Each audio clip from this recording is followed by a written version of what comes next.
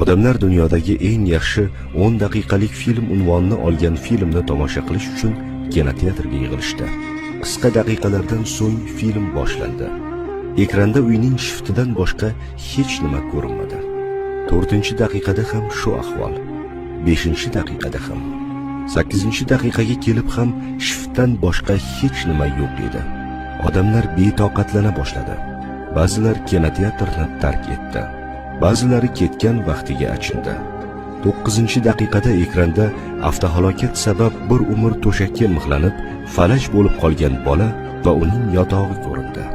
Keyin esa ekranda mana bu yozuv aks etdi. Bu bolakay yana necha yillarni shu zaylda davom ettiradi. Siz esa 8 daqiqa chidolmadingiz. Haydovchilar, sizdan iltimos, hech yo'q mana shu bolaning haqqi hurmati, yo'l harakati qoidalariga rioya qiling.